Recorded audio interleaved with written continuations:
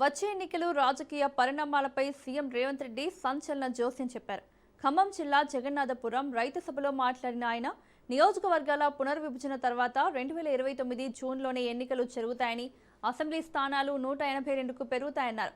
అందులో 117 సీట్లు గెలిచి కాంగ్రెస్ మళ్లీ అధికారంలోకి వస్తుందని ధీమా వ్యక్తం చేశారు.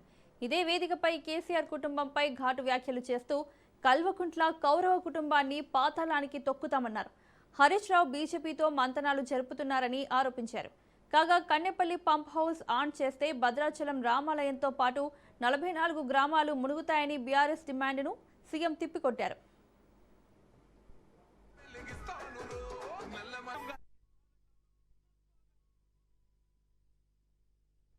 కేసీఆర్ ను బీఆర్ఎస్ పార్టీని 100 అడుగుల గోతి తీసి పాతి పెట్టడానికి కంకణం కట్టుకొని ఇక్కడి నుంచి కూతవేటు దూరంలో ఆనాడు సమావేశాన్ని ఏర్పాటు చేసి మన అభిమాన నాయకుడు కాపోయే భారత ప్రధాని రాహుల్ గాంధీ గారిని ఆహ్వానించినప్పుడు ఈ ఖమ్మం జిల్లా ప్రజలు లక్షలాదిగా ఉప్పెనై కమ్మేసి ఆనాడు బీఆర్ఎస్ ను బందబెట్టిన మాంతో జూలై మాసం 2023 సరిగ్గా 36 నెలలు పూర్తి చేసుకున్న సందర్భంగా ఇదే జూలై మాసం 2026 నాడు చింతకాని మండలంలో మళ్ళీ ఆశీర్వాద సభ పెడితే వేలాదిగా మీరు ఉప్పెనై కమ్మేసి బీఆర్ఎస్ ను మలక ఎత్తనీయము ఖమ్మం జిల్లాలో ఈనాడు ఒట్టేయడానికి విచ్చేసిన మా ఖమ్మం రైతాంగానికి మనస్ఫూర్తిగా నేను కృతజ్ఞతలు తెలియజేస్తున్నా.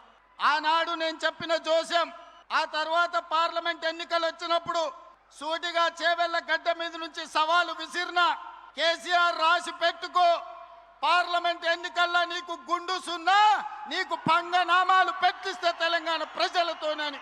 పార్లమెంట్ ఎన్నికల్లో చెప్పింది చేసినాం, బీఆర్ఎస్ కు గుండు సున్నా ఇప్పించినాం తెలంగాణ ప్రజలతోటి.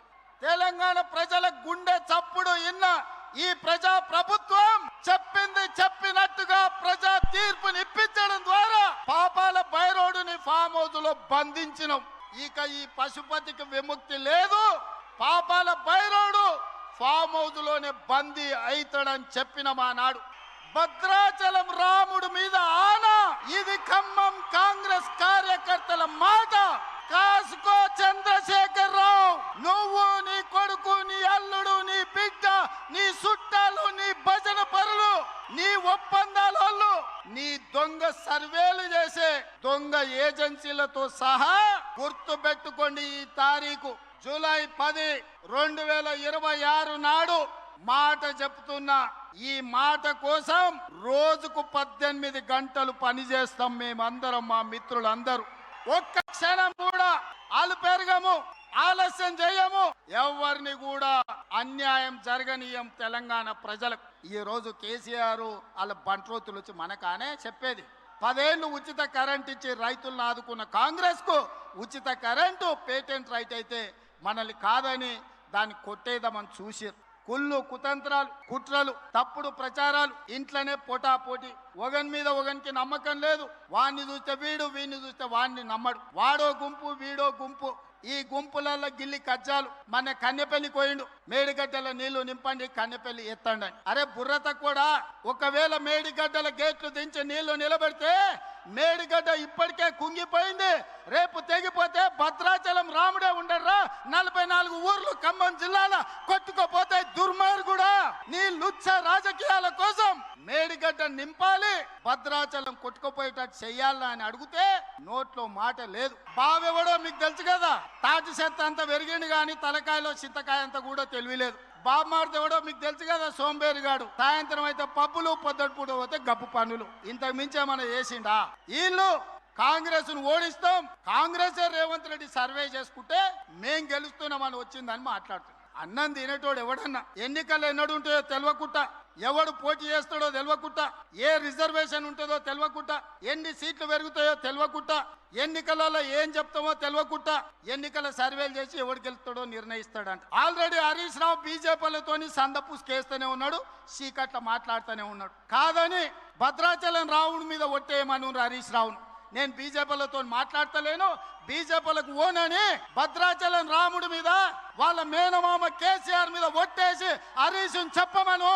నువ్వేడుంటావో తెలియదు, నీ బావేడుంటాడో తెలియదు.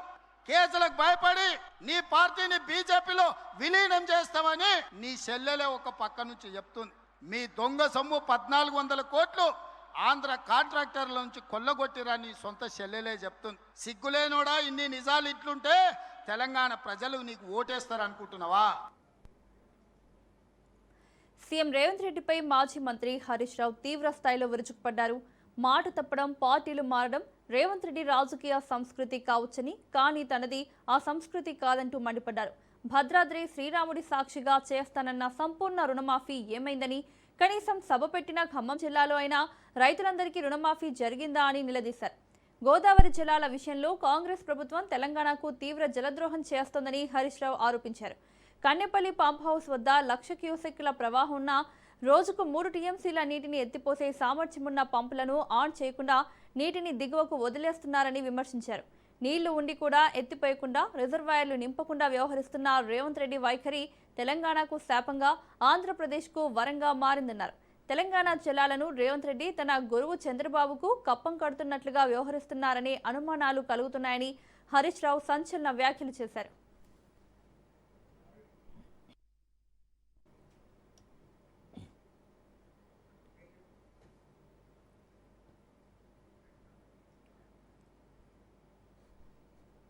సాగునీటి నిర్వహణ, రైతుల సమస్యలపై రాష్ట్ర ప్రభుత్వంపై ఎంపీ ఈటెల రాజేందర్ తీవ్రస్థాయిలో విమర్శలు గుప్పించారు. తనకు పార్టీల కంటే తెలంగాణ ప్రజల ప్రయోజనాలే ముఖ్యమని ఎంపీ ఈటెల రాజేందర్ స్పష్టం చేశారు. ఎగువన భారీ వర్షాలతో ప్రాజెక్టుల్లోకి నీరు వస్తున్నా ప్రభుత్వం మోటార్లు ఆన్ చేయకుండా రైతులను ఇబ్బంది పెడుతోందని ఆరోపించారు. కాళేశ్వరం ప్రాజెక్టులో లోపాలు ఉంటే సరిచేయాలి, కానీ మొత్తం ప్రాజెక్టునే తప్పుపట్టడం సరికాదని కాంగ్రెస్ నేతలకు హితవు పలికారు. దెబ్బతిన్న నిర్మాణాలకు వెంటనే మరమ్మతులు చేపట్టకపోతే రాష్ట్రం తీవ్ర కరువును ఎదుర్కోవాల్సి వస్తుందని ఈటెల రాజేందర్ ప్రభుత్వాన్ని హెచ్చరించారు. ఈ అంశాన్ని ఎత్తినాడు నా మీద రకరకాల మాటలు మాట్లాడిండ్రు. నన్ను నిందించే ప్రయత్నం చేసిండ్రు, నా పార్టీని కూడా నిందించే ప్రయత్నం చేసిండ్రు. సరే, అది వాళ్ళ విజ్ఞతకు వదిలిపెడతా. ఎందుకంటే నేను చిల్లర మాటలకి సమాధానం చెప్పేటువంటి నాయకుని కాదు. నేను 25 ఏళ్లుగా నా నిబద్ధత ఏందో, మా కమిట్మెంట్ ఏందో, మా కన్విక్షన్ ఏందో, మా పని విధానం ఏందో, మా క్యారెక్టర్ ఏందో అన్ని తెలంగాణ ప్రజల హృదయాల్లో నిక్షిప్తంగా ఉన్నాయి. మేము వాటికి సమాధానం చెప్పాం. Bharatiya Janata party fundamental principal దేశం first, nation first, party next, personal last. నేను పక్కా బాజాప్తా తెలంగాణ మట్టి బిడ్డను. నేను నాలాంటి వాడిని ఈ స్థాయికి ఎదగడానికి, ప్రజలలో ఇంత గౌరవం గుర్తింపు పొందడానికి కారణకుని నేను తెలంగాణ ఉద్యమ బిడ్డను. నేను ఇవాళ రాజకీయాలు ఉంటాయి, కానీ రాజకీయాల ముసుగులో ప్రజల జీవితాలతో చెలగాటమాడే ప్రయత్నం ఎవడు చేసినా, ఏ పార్టీ చేసినా నాలాంటి వాడిని స్పెక్టేటర్ గా ఉండడానికి లేను. నేను నాలాంటి వాడిని అర్థం చేయించే ప్రయత్నం చేస్తా, అవగాహన చేసే ప్రయత్నం చేస్తా. లేని పక్షంలో చీల్చి చెండాడే ప్రయత్నం కూడా చేస్తాం మేము. నేను ఆ తెలంగాణ జిల్లా బిడ్డగా ఎస్ఆర్ఎస్పి ఎన్ని విషాదాలు మిగిల్చిందో మాకు తెలుసు. ఎస్ఆర్ఎస్పి రాకముందు ఏముండే, ఎస్ఆర్ఎస్పి వచ్చిన తర్వాత ఏముండో నేను సజీవ సాక్షి. నేను ఆనాడు కూడా సమైక్య రాష్ట్రంలో అనేక సార్లు మేము మాట్లాడినాం. ఒకటే రాష్ట్రంలో ఏం వివక్ష ఇదని చెప్పి మాట్లాడినాం. ఆంధ్ర ప్రాంతంలో 1 టీఎంసీ నీళ్లకు 3,500 ఎకరాలు ఎట్లా పారుతుంది? అదే తెలంగాణ ఎస్ఆర్ఎస్పి కింద మీరు ఒక టీఎంసీ నీళ్లకి 12,000, 13,000 ఎకరాలు ఎట్లా పారుతుంది? ఒకటే రాష్ట్రం కదా అని చెప్తే ఇది మెట్ట ప్రాంతాల కోసం డిజైన్ చేయబడ్డ కాలువలు అని చెప్పింది అసెంబ్లీలో. ఎస్ఆర్ఎస్పి కాలువల కింద బోర్లు లేకుండా, బావులు లేకుండా పూర్తి స్థాయిలో వ్యవసాయం చేయరు. వ్యవసాయం గురించి అవగాహన ఉన్నోడికి, నీళ్ల గురించి అవగాహన ఉన్నోడికి, ఇవాళ రైతుల గురించి అవగాహన తెలిస్తే తప్ప వాటిని తెలిసే ఆస్కారం లేదు. నిధుల కోసమే, సెల్ఫ్ రెస్పెక్ట్ కోసం ఉద్యమించినటువంటి తెలంగాణ ఉద్యమ బిడ్డగా నేను ఇవాళ రాజకీయాలు ఏమైనా ఉండొచ్చు, సిద్ధాంతాలు ఏమైనా ఉండొచ్చు, కానీ మూలాలను మర్చిపోవడం మనిషి కాదనేది నా సిద్ధాంతం. ఎన్డీఏసీఏ ఏం చెప్పిందో నేను దాన్ని కాంట్రాక్ట్ చేస్తలేను. భారతీయ జనతా పార్టీ మొట్టమొదటి ఫిలాసఫీ దేశం ఫస్ట్, నెక్స్ట్ పార్టీ, తర్వాత వ్యక్తి. నేను తెలంగాణ మట్టి బిడ్డను కాబట్టి ఫస్ట్ నాకు తెలంగాణ, తర్వాత నా పార్టీ, తర్వాత నేను. కాళేశ్వరం ప్రాజెక్ట్, కాళేశ్వరం కంటే ముందు జలయజ్ఞం జరిగింది. ఇక్కడ జలయజ్ఞంలో భాగంగానే తమ్మిడి హట్టులో ప్రాణహిత నీళ్లు తీసుకురావాలని చెప్పి ఆనాడు రాజశేఖర రెడ్డి ప్లాన్ చేసిండు. 2007 వరకే పూర్తి చేసే ప్రాజెక్టులు, 2009 వరకు పూర్తి చేసిన ప్రాజెక్టులు అని చెప్పి అప్పుడున్న దాని డీటెయిల్కి పోను. నేను మొట్టమొదటిగా ఎమ్మెల్యే అయిన తర్వాతనే ఎల్లంపల్లి ప్రాజెక్టుకు పునాది రాయబడ్డది. మోటార్లు మాత్రం 2 టీఎంసీల కోసం పెట్టిండ్రు. సివిల్ కన్స్ట్రక్షన్ 3 టీఎంసీల కోసం పెట్టిండ్రు. మొత్తం 3 టీఎంసీలు లిఫ్ట్ చేయాలి అనేది అప్పటి నిర్ణయం. సివిల్ కన్స్ట్రక్షన్ మాత్రం 3 టీఎంసీల కోసం చేసి పంపులు మోటార్లు మాత్రం 2 టీఎంసీల కోసం పెట్టిండ్రు. ఇది అప్ టు మిడిమాయర్ వరకు కూడా 3 టీఎంసీల కోసం అని ప్లాన్ చేసి, నేను అలా జిల్లా మంత్రిని, నేను అప్పుడు ఆర్థిక మంత్రిని, జిల్లా మంత్రిని. నేను అంటున్నా, దమ్ముంటే దాని మీద కమిషన్ వేసినా కదా, బయటికి తీసి ఎంక్వైరీ చేయి, దోషులు కూడా శిక్షించు. నేను అంటున్నా, నేను 1,00,000 కోట్లు వృధా చేసిన గురించి నేను ఒకటే చెప్తున్నా. దాంట్లో ఎంత కరప్షన్ ఏందో లెక్కతి, ఎవడో బాధ్యత లెక్కతి, అరెస్ట్ చేయి, పనిష్మెంట్ ఇవ్వు. నేను దాని గురించి మాట్లాడుతున్నాను కదా. 1,00,000 కోట్లు ఖర్చు పెట్టి చేసిన అంటున్నాను. మొత్తం కాళేశ్వరం ప్రాజెక్ట్ అంటే 2 ఒక లక్ష్మీపరాజు కాదు కదా. 1,00,000 కోట్లు ఖర్చు పెడితే 1,00,000 కోట్లు తిన్నానని చెప్పి వాళ్ళు అనగానే నేను అవును నిజమే తిన్నారని మాట్లాడాను. నేను ఏమన్నా జ్ఞానం ఉందా? ఇప్పుడు రేపు నువ్వు మూసితే ఎత్తున్నావు, 1,00,000 కోట్లకు ఎస్టిమేట్ ఎత్తాడు, 1,00,000 కోట్లు తిన్నారని చెప్పి ఆరోపణ చేస్తే 1,00,000 కోట్లు తిన్నట్ట. ఎంత బ్యాడ్ అండి ఇది. ఇంత నీచంగా ఉంటారా? బదనాం చేయి, కానీ గిట్లా చేస్తే ప్రజలు హర్షిస్తారు అనుకుంటే మాత్రం మూర్ఖత్వం అయితే గుర్తుపెట్టుకో. నేను అంటున్నా, లోపం ఉంటే వాళ్ళకి పనిష్మెంట్ అంటున్నా. ఆ ఇంజనీర్లను తీసుకుపోయి జైల్లో పెట్టు, ఆ పాలకులను తీసుకుపోయి జైల్లో పెట్టు, దాన్ని రికవరీ చేయించు. మేము అంటున్నామా? మేము అంటలేం కదా. అన్ని ప్రజా సమస్యల మీద నిత్యం ప్రజలలో ఉంటూ నేను కొట్లాడటం కూడా నేనే, గుర్తుపెట్టు. కాంగ్రెస్ ప్రభుత్వంపై మాజీ మంత్రి జీవన్ రెడ్డి ఫైర్ అయ్యారు. కాళేశ్వరం ప్రాజెక్టు రాష్ట్ర ప్రభుత్వ నీటి నిర్వహణ తీరుపై జీవన్ రెడ్డి తీవ్ర విమర్శలు గుప్పించారు. కేంద్ర జల సంఘం సూచనల మేరకే మేడిగడ్డ, అన్నారం, సుందిల్లా బ్యారేజీల నిర్మాణం జరిగిందన్నారు. దెబ్బతిన్న పిల్లర్లను మరమ్మతు చేసి వినియోగించుకోవాలని ఏడాది క్రితమే నేషనల్ డ్యామ్ సేఫ్టీ అథారిటీ సూచించినా ప్రభుత్వం ఇప్పటి వరకు చర్యలు తీసుకోలేదని మండిపడ్డారు. కన్నెపల్లి పంప్ హౌస్ ద్వారా నీటిని ఎత్తిపోసే అవకాశం ఉన్నప్పటికీ రాజకీయ ద్వేషంతో రేవంత్ రెడ్డి ప్రభుత్వం రైతుల ప్రయోజనాలను పక్కన పెడుతోందని ఆరోపించారు. ఏమైపోయింది చివరికి ఈ తెలంగాణ రాష్ట్ర ప్రజానికై రైతాంగానికి ఒక శాపంలాగా పరిణమిస్తుందండి, ఒక శాపంలాగా పరిణమిస్తుందని చెప్పి అంటున్నా. మాట్లాడి నేను ఈ రాష్ట్రాన్ని పట్టే శని రేవంత్ రెడ్డి దాన్ని తొలగించుకోవాలని చెప్పాను నేను. అలా అందరూ ఆశ్చర్యపోయిండు. నీటి వినియోగం అవకాశం ఉండి కూడా నువ్వు వినియోగించలేకపోతున్నావు, వినియోగించుకున్నట్టు దాన్ని ఎక్స్ప్లోర్ చేయలేకపోతున్నావు. నువ్వు కనీసం అటెంప్ట్ చేయాలి. ఎంతో కాళేశ్వరం కొట్టుకపోయింది. టోటల్ మేడిగడ్డ ఆ బ్యారేజ్ వ్యయం ఏదైతుందో నిర్మాణ వ్యయం 4,700 కోట్లు. Total construction cost of that barrage is less than 5,000 crores. Kaleshwaram project నిర్మాణ వ్యయం 1,00,000 కోట్లు అనుకుంటే అందులో 5,000 కోట్లు ఎంతనే 5%. అది 500-600 కోట్లు పెడితే రెస్టోర్ అవుతుంది. Only 500-600 crores. అది కూడా ఎలాంటి ఏది ఇస్తుందో రెస్టోర్ చేయడానికి సిద్ధంగా ఉన్నది. నువ్వు అది ఇది ఉపయోగించకుండా ఎంతవరకు కేసీఆర్ పట్ల ద్వేషం ఏది ఇస్తుందో రాష్ట్ర ప్రజానికి శాపంగా పరిణమిస్తుందని చెప్పి అంటున్నా. ఎన్నికల ప్రణాళిక తెలంగాణ కాంగ్రెస్ లో మరో కీలక రాజకీయ పరిణామం చోటు చేసుకుంది. మంత్రి కొండా సురేఖ ఏఐసీసీ కార్యదర్శి సచిన్ సావంత్ను కలిసి కడియం శ్రీహరిపై ఫిర్యాదు చేశారు. కడియం శ్రీహరి పార్టీ క్రమశిక్షణకు విరుద్ధంగా వ్యవహరిస్తున్నారని పేర్కొంటూ ఆయనపై క్రమశిక్షణ చర్యలు తీసుకోవాలని కోరారు. అలాగే వరంగల్ జిల్లా రాజకీయ పరిస్థితులు, పార్టీ అంతర్గత పరిణామాలను కూడా సచిన్ సావంత్ దృష్టికి తీసుకెళ్లారు. కొండా సురేఖ వినతిని స్వీకరించిన సచిన్ సావంత్ ఈ విషయాలను పార్టీ అధిష్టానం దృష్టికి తీసుకెళ్తానని హామీ ఇచ్చినట్లు సమాచారం. ఈ పరిణామం వరంగల్ జిల్లా కాంగ్రెస్ రాజకీయాల్లో ప్రాధాన్యత సంతరించుకుంది.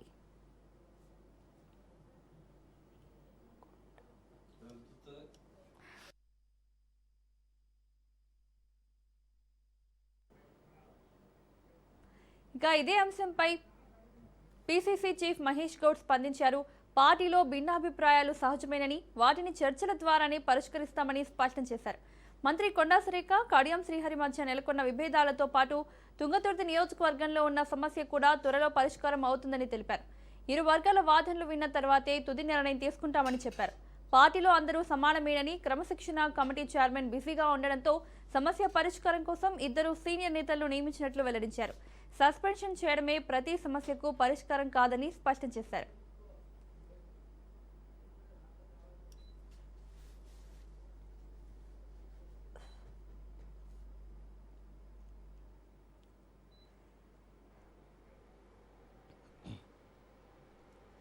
సికింద్రాబాద్ ఉజ్జయిని మహంకాళి బోనాల జాతర ఏర్పాట్లపై మంత్రి కొండా సురేఖ సమీక్షించారు. భక్తులకు ఎలాంటి ఇబ్బందులు కలగకుండా గతంలో కంటే అత్యంత వైభవంగా ఈ జాతరను నిర్వహిస్తామని రాష్ట్ర దేవాదాయ శాఖ మంత్రి కొండా సురేఖ స్పష్టం చేశారు. బోనాల పండుగ గోడపత్రిక బుక్లెట్ను ఆమె ఆవిష్కరించారు. గతేడాది ఎదురైన సమస్యలను దృష్టిలో పెట్టుకుని ఈసారి ముందస్తు జాగ్రత్తలు తీసుకోవాలని అధికారులను మంత్రి ఆదేశించారు. బోనాల పండుగ మహిళల విశిష్ట పండుగ అని, అమ్మవారిని దర్శించుకోవడానికి వచ్చే ప్రతి ఒక్క భక్తురాలికి ఎలాంటి అసౌకర్యం కలగకుండా ప్రశాంత వాతావరణంలో జాతర జరిగేలా అన్ని శాఖల అధికారులు సమన్వయంతో పనిచేయాలని మంత్రి కొండా సురేఖ సూచించారు.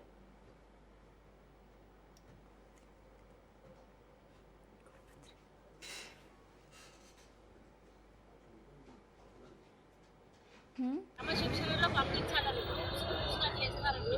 ఒకటేసారి అందరినీ తోస్తే లోపలికి వెళ్ళిపోయినాక తోపులాడతారు. అందులో పట్టే సంఖ్యను బట్టి వీళ్ళు కొంతమందిని ఆపి వదులుతారు.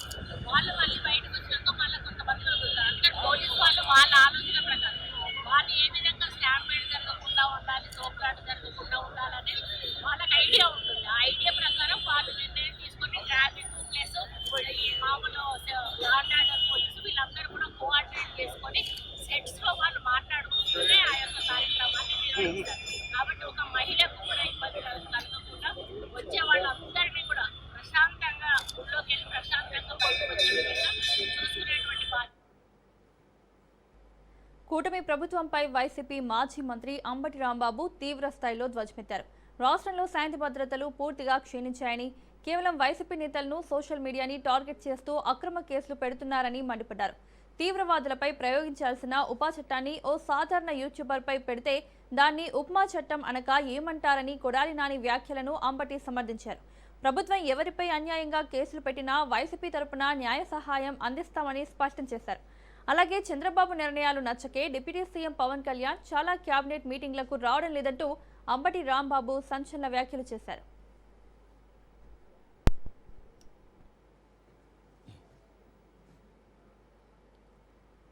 కూటమి ప్రభుత్వ హయాంలో రాష్ట్రంలో విద్యా వ్యవస్థ పూర్తిగా చతికిలపడిందని వైసీపీ మాజీ మంత్రి ఆదిమూలపు సురేష్ తీవ్ర స్థాయిలో ధ్వజమెత్తారు. పాఠశాలలు ప్రారంభమై నెల రోజులు గడుస్తున్నా విద్యార్థులకు కనీసం స్కూల్ బ్యాగులు, షూస్ కూడా పంపిణీ చేయలేదని మండిపడ్డారు. గత జగన్ ప్రభుత్వంలో విద్యారంగానికి 73,000 కోట్లు ఖర్చు చేసి సమూల మార్పులు తెచ్చామని, నాడు నేడు, జగనన్న గోరుముద్ద వంటి అద్భుత పథకాలను అమలు చేశామని గుర్తు చేశారు. కానీ ప్రస్తుత ప్రభుత్వం రాజకీయ కక్షతో పేద విద్యార్థుల భవిష్యత్తుతో ఆడుకుంటోందని ఆరోపించారు. ప్రభుత్వ పాఠశాలలను మూసివేసి కార్పొరేట్ సంస్థలకు మేలు చేసేలా కూటమి ప్రభుత్వం అడుగులు వేస్తోందని, స్కూళ్లలో కనీసం టాయిలెట్లు లేక విద్యార్థినులు నరకం చూస్తున్నారన్నారు. మరి జిల్లాలకు చేరాయి, స్కూళ్లకు అందాయి. అవి కూడా ఇంకా చాలా చోట్ల అందాల్సి ఉన్నాయి. గతంలో మిగిలిపోయినవి ఏమైనా ఉంటే ఆ షూజు, ఆ యొక్క బెల్టులు ఇచ్చి అడ్జస్ట్ చేసే కార్యక్రమం చేస్తా ఉన్నారు. బ్యాగులు ఇంతవరకు అందలేదు. బ్యాగులు ఎందుకు అందట్లేదు అని చెప్తే కథనాలు ఈ రోజు మనం చూస్తా ఉన్నాం. అనేక కారణాలు చెప్తా ఉన్నారు. దాని గురించి అసలు కారణం ఏంటో నేను ఖచ్చితంగా వివరిస్తాను. ఇన్ని సమస్యలు తోటి ఈ రోజు విద్యా వ్యవస్థ ఉన్నా కూడా ఈ ప్రభుత్వం విద్యార్థులపై పూర్తిగా నిర్లక్ష్య వైఖరి ప్రదర్శిస్తా ఉంది. ప్రచారాలతో సరిపెడతా ఉంది. బడ్జెట్ కేటాయింపుల్లో అత్యధికం ప్రచారానికి కేటాయించి ప్రచారాలతోటే విద్యా వ్యవస్థకు అన్ని హంగులు ఆపాదించి ప్రజలను, తల్లిదండ్రుల్ని మభ్యపెట్టే కార్యక్రమం చేస్తా ఉంది. జేఎన్టీయూ గురచడ విజయనగరం తొలి స్నాతకోత్సవాన్ని విశాఖపట్నంలో నిర్వహించాలనే నిర్ణయంపై శాసనమండలి ప్రతిపక్ష నేత బొత్స సత్యనారాయణ అభ్యంతరం వ్యక్తం చేశారు. ఈ మేరకు గవర్నర్ అబ్దుల్ నజీర్కు లేఖ రాశారు. స్నాతకోత్సవానికి ఆహ్వానం పంపినందుకు కృతజ్ఞతలు తెలిపిన బొత్స, విజయనగరం వంటి వెనుకబడిన జిల్లాలో విద్యాభివృద్ధి కోసం ఏర్పాటు చేసిన విశ్వవిద్యాలయం తొలి స్నాతకోత్సవం అదే జిల్లాలో జరగాలని సూచించారు. విశ్వవిద్యాలయం ఏర్పడి 3 సంవత్సరాల తర్వాత తొలి స్నాతకోత్సవం నిర్వహిస్తుండగా మరికొద్ది నెలల్లో సొంత క్యాంపస్ కూడా సిద్ధం కానుందని పేర్కొన్నారు.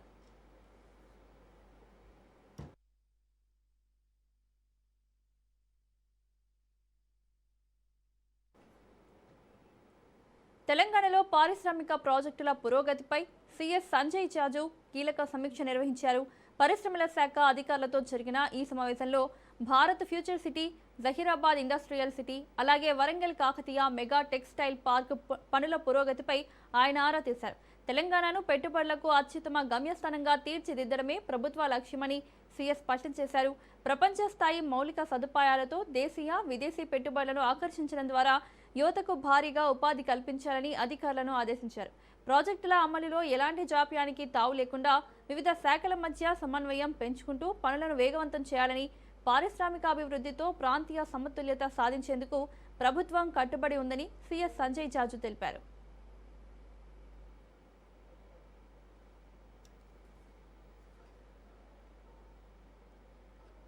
తెలంగాణ వ్యాప్తంగా ఓటర్ల జాబితా పూర్తి ప్రక్షాళన కోసం చేపట్టిన స్పెషల్ ఇంటెన్సివ్ రివిజన్ ప్రక్రియ ప్రశాంతంగా సాగుతోందని రాష్ట్ర ప్రధాన ఎన్నికల అధికారి సుదర్శన్ రెడ్డి తెలిపారు.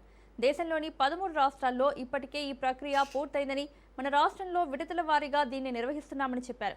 ఈ ప్రక్రియలో భాగంగా రాష్ట్రంలోని 3,38,00,000 మందికి ఎన్యూమరేషన్ ఫామ్స్ పంపిణీ చేయనున్నట్లు సీఈఓ వెల్లడించారు. ప్రతి ఒక్కరికి 2 ఫామ్స్ ఇస్తామని, 2002లో ఓటర్గా ఉన్నవారు తమ పూర్తి వివరాలను ఇందులో నింపాల్సి ఉంటుందన్నారు. ఎన్యూమరేషన్ ఫామ్ నింపిన వారి పేర్లు మాత్రమే డ్రాఫ్ట్ రోల్లోకి వస్తాయని, పొరపాటున ఎవరి పేరైనా రాకపోతే ఆగస్టు 6 నుండి ఫామ్ 6 లేదా ఫామ్ 8 నింపి ఓటర్గా నమోదు చేసుకోవచ్చని సుదర్శన్ రెడ్డి స్పష్టం చేశారు. తర్వాత కొన్ని కర్ణాటక, మహారాష్ట్ర 5 రోజుల తర్వాత ఆ విధంగా ఒక డిఫరెంట్ విడతల్లో చేపడుతున్నారు. సో ఈ స్పెషల్ ఇంటెన్సివ్ రివిజన్లో 2-3 ఫేజ్లు ఉంటాయి. ఫస్ట్ తీసుకుంటే ఎన్యూమరేషన్ ఫేజ్. ఎన్యూమరేషన్ ఫేజ్ అంటే ప్రతి ఒక్కరికి ఎలక్టోరల్ రోల్ సంబంధించిన ఎన్యూమరేషన్ ఫామ్. ఇది ఎన్యూమరేషన్ ఫామ్. ఈ ఎన్యూమరేషన్ ఫామ్ని ఎన్యూమరేషన్ పీరియడ్ అది ఎప్పుడు మన రాష్ట్రంలో తీసుకుంటే జూన్ 25 నుంచి జూలై 24 వరకు ఈ ఎన్యూమరేషన్ ఫేజ్ అంటాము. ఇప్పటి వరకు 2026 జూన్ 10 వరకు ఎవరి పేర్లు అయితే మన ఎలక్టోరల్ రోల్లో ఉన్నాయో 3,38,00,000 మంది పైచిలుకు 3,38,00,000 మంది వాళ్ళకి ఈ ఎన్యూమరేషన్ ఫామ్స్ అనేది ప్రింట్ చేయడం జరిగింది. ఈ 2 ప్రతి ఒక్క పౌరునికి ఎవరైతే ఓటు హక్కు ఆల్రెడీ ఉన్నవాళ్ళు ఉన్నారో వాళ్ళకి 2 ఫామ్స్ ఇస్తారు. రెండిట్లోనూ నింపాల్సి వస్తుంది. పౌరుడు అనేవాళ్ళు ఫిల్ చేసి ఇస్తారో వాళ్ళ పేరు డ్రాఫ్ట్లో వస్తుంది. తక్కిన వారి పేరు దీంట్లోకి రాదు. తక్కిన వారు ఏం చేయాలా అనే ప్రశ్నకు వస్తే వాళ్ళు ఫామ్ 6. సింగరేణి కాలరీస్ సంస్థ జాతీయ స్థాయిలో సరికొత్త రికార్డు సృష్టించింది. సింగరేణి చరిత్రలోని తొలిసారిగా ఒకేసారి ఏకంగా 5 బొగ్గు గనులకు కేంద్ర ప్రభుత్వం ప్రతిష్టాత్మకమైన జాతీయ 5 స్టార్ రేటింగ్ను ప్రకటించింది. దేశవ్యాప్తంగా 382 గనులు పోటీపడగా ఎంపికైన అత్యుత్తమ 50 గనుల్లో సింగరేణికి చెందిన 5 గనులు చోటు దక్కించుకున్నాయి. RK New Tech, RK6, JVR OC2, Khairiguda మరియు RGOC1 గనులు రక్షణ, భద్రత, పర్యావరణ పరిరక్షణతో పాటు కార్మిక సంక్షేమం, గ్రామాభివృద్ధి లాంటి 7 విభాగాలు 50 ప్రమాణాల్లో అత్యుత్తమ ప్రతిభ కనబరిచి ఈ ఘనత సాధించాయి. ఈ సందర్భంగా deputy CM Bhatti Vikramarka 5 star సాధించిన గనుల అధికారులు, కార్మికులకు ప్రత్యేక అభినందనలు తెలిపారు. కాగా సింగరేణికి చెందిన మరో 17 గనులు కొద్ది మార్కుల తేడాతో 5 స్టార్ రేటింగ్ను చేజార్చుకుని 4 స్టార్ సాధించాయని, భవిష్యత్తులో మిగిలిన గనులు కూడా 5 స్టార్ లక్ష్యంగా పనిచేయాలని ఆయన పిలుపునిచ్చారు.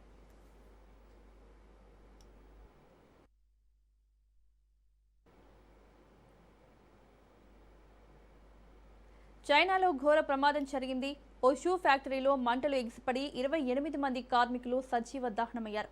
ఈ దుర్ఘటన తూర్పు చైనాలోని ఫుజియాన్ ప్రావిన్స్లోని హుయిటెంగ్ షూస్ ఫ్యాక్టరీలో జరిగింది. కార్మికులు గమనించేలోగానే మంటలు వ్యాపించాయి. దీంతో చాలా మంది కార్మికులు ఫ్యాక్టరీ లోపలే చిక్కుకుపోయారు. 35 ఫైర్ ఇంజన్లతో 183 మంది ఫైర్ సిబ్బంది రంగంలోకి దిగి మంటలను అదుపు చేశారు. ప్రమాదంలో భారీగా ప్రాణ నష్టం జరగడంపై చైనా అధ్యక్షుడు షీ జిన్పింగ్ విచారం వ్యక్తం చేశారు.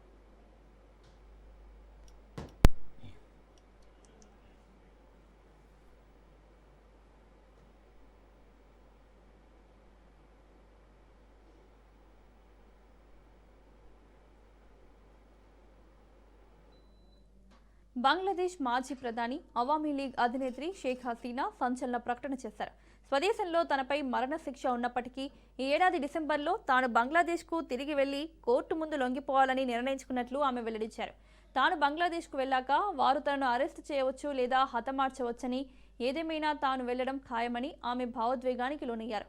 ఒకవేళ మరణం సంభవిస్తే అది తన తల్లిదండ్రులు విశ్రమిస్తున్న మాతృభూమిపైనే జరగాలని కోరుకుంటున్నట్లు తెలిపారు. తనతో పాటు మాజీ హోంమంత్రి అసదుజ్జమాన్ ఖాన్ సహా పార్టీ సీనియర్ నేతలు కూడా స్వదేశానికి వస్తారన్నారు. 2024 ఆగస్టు నిరసనల కారణంగా హసీనా ప్రభుత్వం కూలిపోగా ఆ హింసాకాండపై బంగ్లాదేశ్ ప్రత్యేక ట్రిబ్యునల్ ఆమెకు మరణశిక్ష విధించిన సంగతి తెలిసిందే. అయితే తనపై వచ్చిన ఆరోపణలన్నీ రాజకీయ ప్రేరేపితమైనవని షేక్ హసీనా కొట్టిపారేశారు.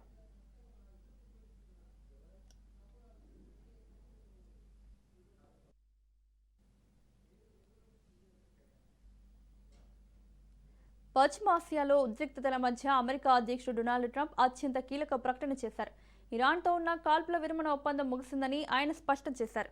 అయితే ఉద్రిక్తతలను తగ్గించేందుకు ఇరాన్ స్వయంగా విజ్ఞప్తి చేయడంతోనే తాము చర్చలకు అంగీకరించామని ట్రంప్ వెల్లడించారు. ఇరాన్ చర్చలు కొనసాగించాలని మమ్మల్ని కోరింది, అందుకు మేము అంగీకరించాం. కానీ ఇరాన్తో కాల్పుల విరమణ మాత్రం ముగిసిపోయిందని అన్నారు. గత నెలలో ఇరు దేశాల మధ్య కుదిరిన తాత్కాలిక అవగాహన ఒప్పందం తర్వాత మళ్లీ దాడులు జరగడంతో ట్రంప్ ఈ కఠిన నిర్ణయం తీసుకున్నట్టు తెలుస్తోంది. సీజ్ ఫైర్ ముగిసినప్పటికీ మరోవైపు ఇరు దేశాల మధ్య టెక్నికల్ దౌత్యపరమైన చర్చలు మాత్రం యథావిధిగా కొనసాగుతాయని వైట్ హౌస్ వర్గాలు ధృవీకరించాయి.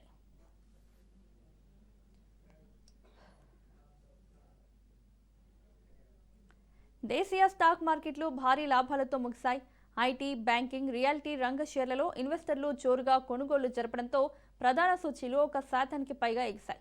జూన్ త్రైమాసిక ఫలితాల సీజన్ ప్రారంభం కావడం మార్కెట్లలో సరికొత్త ఉత్సాహాన్ని నింపింది. ముగింపు సమయానికి బీఎస్ఈ సెన్సెక్స్ 827 పాయింట్లు లాభపడి 77,569 వద్ద స్థిరపడగా నిఫ్టీ 244 పాయింట్లు ఎగబాకి 24,206 వద్ద ముగిసింది. ముఖ్యంగా నిఫ్టీ ఐటీ సూచీ 2%, రియాలిటీ సూచీ 3% పైగా లాభపడ్డాయి. Jio Financial, HDFC Life, Adani Enterprises, Reliance వంటి షేర్లు టాప్ గెయినర్స్గా నిలిచాయి.